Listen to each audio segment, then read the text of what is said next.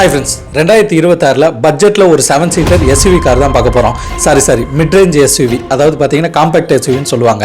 So இந்த SUV கார்லாம் உண்மையிலே 7 பேர் உட்கார்ந்துட்டு போக முடியுமா?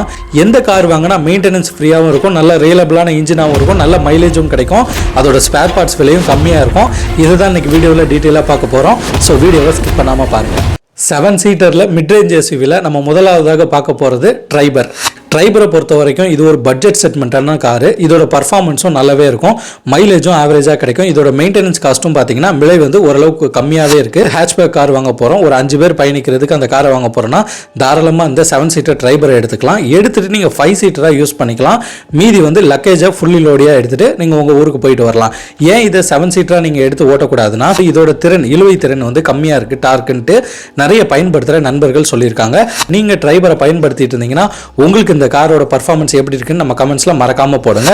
ஸோ ட்ரைபரை பொறுத்த வரைக்கும் ஒரு நடுத்தர குடும்பத்துக்கு, அதாவது ஒரு 7 சீட்டர் கார் தோரணையில் நம்ம ஒரு நல்ல கார் வாங்கணும்ப்பா அப்படின்னு நினைக்கிறவங்களுக்கு தாராளமாக அந்த ட்ரைவர் போகலாம். இப்போ இரண்டாவதாக இருக்கிறது நம்ம மாருதியோட எர்டிகாவை பற்றி நான் சொல்லி உங்களுக்கு தெரிய தேவையில்ல. நிறைய டிராவல்ஸில் இந்த காரை பார்ப்பீங்க. ஏன்னா இது டிரைவர்ஸ் ஃப்ரெண்ட்லி காருன்னு சொல்லுவாங்க. அதாவது மெயின்டெனன்ஸ் விலை கம்மியாக இருக்கும், நல்லாவே ஒரு பர்ஃபார்மன்ஸ் இருக்கும், குடும்பத்தில் எல்லாரையுமே நீங்கள் கூட்டிகிட்டு போகிறதுக்கு ஈஸியாகவே இருக்கும், நல்ல உங்களுக்கு மைலேஜ் கிடைக்கும், உதிரி பாகங்கள் விலையும் கம்மி. இந்த காரில் நெகட்டிவாக சில பேர் சொல்லப்படுறது என்னன்னா, அதாவது நம்ம ஒரு 5th கியரில் டிராவல் பண்ணிட்டே இருக்கும்போது சடன் ஓவர்டேக்கிங் அடிக்கிறோம்னா அந்த இடத்துல லோ கியர் வந்துட்டு தான் போற மாதிரி இருக்கு, அதாவது பர்ஃபார்மன்ஸ் இல்லைன்னு. கார்ல பாத்தீங்கன்னா 2026 K15 இன்ஜின் சீரிஸா பயன்படுத்தியிருக்காங்க. ஸ்மார்ட் ஹைபிரிட் சிஸ்டத்தை வேற எடுத்துட்டு வந்திருக்காங்க. இந்த கார் விற்கிற விலைக்கு தாராளமாக கொஞ்சம் பவர் கொடுத்துருக்கலாம் தான் நம்மளுக்கு தோணுது. நீங்கள் புதுசாக இப்போ எர்டிகாவை வாங்கியிருக்கீங்கன்னா அதோட பர்ஃபார்மன்ஸ் எப்படி இருக்குன்னு நம்ம கமெண்ட் செக்ஷனில் போடுங்க. மூன்றாவதாக நம்ம பார்க்க போகிறது டொயோட்டாவோட ரோமியோ. அதாவது பார்த்தீங்கன்னா எர்டிகாவோட ஒரு அண்ணனே சொல்லலாம், அண்ணன் சொல்லலாம், இல்லை தம்பின்னு சொல்லலாம். திட்டத்தட்ட ரெண்டுமே பார்ப்பதற்கு வந்து சேமாக தான் இருக்கும். என்னதான் இருந்தாலும் டொயோட்டாவில் கொடுக்குறது ரியலபிளான இன்ஜின். ஸோ டொயோட்டாவை ரொம்ப நேசிக்கிறவங்க தாராளமாக இந்த ரோமியோ எடுக்கலாம். பட் ஆனால் என்ன சொல்கிறாங்கன்னா, இந்த எர்டிகாவை கம்பேர் பண்ணும்போது இந்த ரோமியோவில் வந்து அதாவது பிளாஸ்டிக் குவாலிட்டி எல்லாம் கொஞ்சம் நல்லா இருக்குது. பட் ஆனால் உட்கார சீட் பொசிஷன் பார்த்தீங்கன்னா எர்டிகாவில் தான் ரொம்ப கம்ஃபர்டபுளாக இருக்குன்னு நிறைய பேர் சொல்கிறாங்க, அதாவது 7 சீட்டராக பயணம் செய்யும் போது. இப்போ நெக்ஸ்ட் நம்ம அடுத்தது பார்க்க போது கியாவோட கேர்னிஸை பொறுத்த வரைக்கும் இது ஒரு ப்ரீமியம் செக்ஷனான கார். விலையும் உங்களுக்கு வந்து மற்ற கார்களை விட கொஞ்சம் அதிகமாகவே இருக்கும். இதோட இன்டீரியர் ஆகட்டும் சரி, பிளாஸ்டிக் குவாலிட்டி ஆகட்டும் சரி, பர்ஃபார்மன்ஸ் ஆகட்டும் சரி, எந்த விதத்திலும் லேக் கிடையாது. யூசர் பயன்படுத்திட்டு சில குறைன்னு சொன்னதுன்னா இந்த காரோட சர்வீஸும் மைலேஜும் தான். மைலேஜ் வந்து கொஞ்சம் ட்ராப்பாகவே இருக்குன்னு நிறைய பயன்படுத்துகிற நண்பர்கள் சொல்கிறாங்க. சைமல்டேனியஸாக இன்னொரு சில நண்பர்களும் மைலேஜ் எங்களுக்கு நல்லாவே கிடைக்குது, கேர்னிஸில் இப்படி கிடைக்குமான்ட்டு சொல்கிறவங்க ஏகப்பட்ட பேர் இருக்கீங்க. ஸோ நீங்கள் கேர்னிஸை யூஸ் பண்ணிட்டு இருக்கீங்கன்னா உங்களோட மைலேஜ் எவ்வளோ இருக்குன்னு மறக்காம நம்ம கமெண்ட் செக்ஷன்ல போடுங்க. 5th பிளேஸ்ல பார்க்க போறது மகேந்திராவை சொல்லணும்னா நல்ல ஒரு டால் பாய் செக்மெண்ட்ல ரகட் லுக்கா இருக்கிற கார்னா அது நம்ம பொலேரோ கார்கள் தான். பொலேரோவில் இன்னும் பழமை மாறாம அதே தோற்றத்தில் அவங்க இன்னும் டிஸ்பிளே பண்ணிட்டு இருக்காங்க. ஸோ அதுக்கு அடுத்தது வந்தது பார்த்தீங்கன்னா பொலேரோவோட நியோ. இந்த கார்களை பொறுத்த வரைக்கும் டீசல் வேரியன்ட்ல உங்களுக்கு அவைலபிளா இருக்கும். ஸோ பவரை பத்தி நீங்க கவலையே பட தேவையில்ல. குறிப்பா சொல்லணும்னா நம்ம ஓல்டு ஸ்கூல் பொலேரோ எடுத்துட்டீங்கன்னா ஹில் ஸ்டேஷன்ல பயன்படுத்துறதுக்கு நான் சொல்லி தெரிய தேவையில்ல, இன்ற வரைக்கும் நின்று பேசும், அந்த அளவுக்கு தான் பொலேரோவோட பவர் இருக்கும். ஸோ நீங்க கிராமத்தில் வசிக்கிறீங்க, நல்ல லோட் யூஸ் பண்ணி இந்த வாகனங்களை பயன்படுத்தணும், உங்களுக்கு ஒரு ரகடான ஃபீல் வேணுன்றவங்க தாராளமாக இந்த பொலேரோ நியோவோ போகலாம். ஸோ இப்போ ஃபைனலாக எந்த கார்கள் இதில் சிறந்த கார்கள்னு கேட்டால் நம்ம பட்ஜெட் தாங்க காரணம். ஃபஸ்ட்டு வந்து நம்ம பட்ஜெட் ரொம்பவே கையை கிடைக்குது. நம்ம பட்ஜெட்டில் ஒரு SUV தோரணையில் ஒரு கார் வாங்கியே ஆகணும்னு நினைக்கிறவங்களுக்கு தாராளமாக ட்ரைபர் தான் நான் ப்ரிஃபர் பண்ணுவேன். ஏன்னு பார்த்தீங்கன்னா ட்ரைபரை பொறுத்த வரைக்கும் அதோட விலை பார்த்தீங்கன்னா ஒரு 10-11 முடிஞ்சிடும்.